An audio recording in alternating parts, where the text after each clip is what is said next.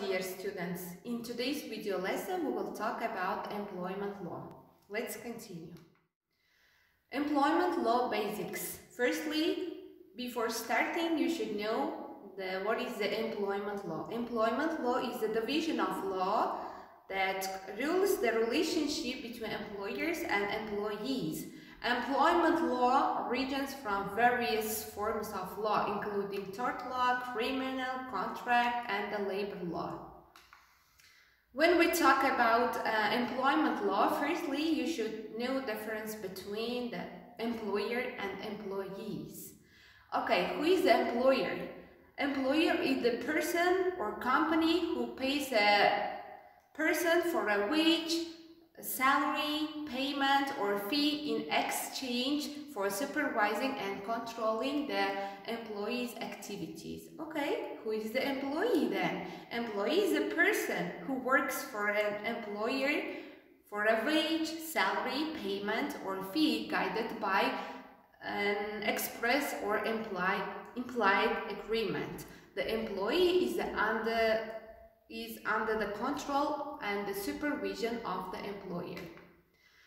When you heard the employment contract, you should know two very basic words. What are they? The first of them is a clause, the second one is a provision. Okay, what is a clause then? Clause is a section of a contract, and the clause usually has a number. For example, clause 1. And sometimes a clause can be divided into further sections. For example, 101, 102, 103, and etc. Okay, what is a provision then? Provision is a term contained in a contract. All of the terms and the conditions of a contract are called provisions of the contract. Okay. So in this slide you can see different words when you can face them. Employment contract. For example, terms of the contract, job title, working hours, remuneration, holiday, sick pay, pension, confidentiality, and etc. Okay, so how can an employment contract can end? There are 5 ways. Okay, what are they? The first of them is resignation, retirement, redundancy, dismissal, and a fixed term contract ends. Let me explain one by one. What is a resignation then? Resignation is it should be according to the wish of the employee. If he or she doesn't want to work in this company, he should say to the employer, to the boss of the company about this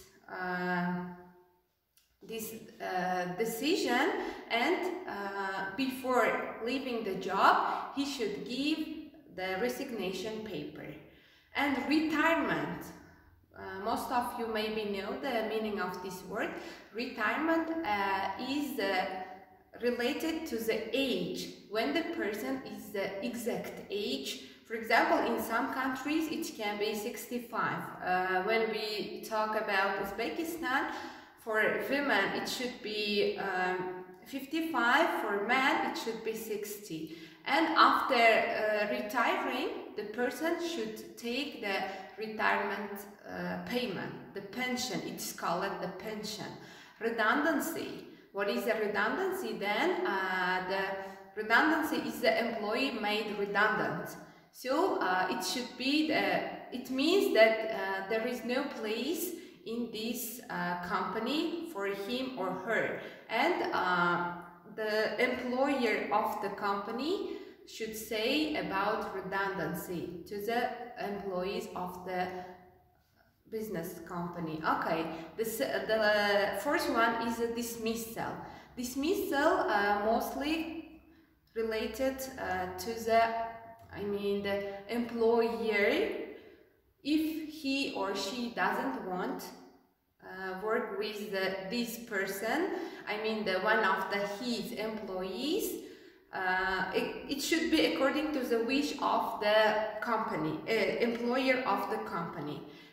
And the the last one is fixed term contract ends. It means when the contract ends, we know the contract should be drafted for an exact time. Yes, when the time is finished, the contract should be ended.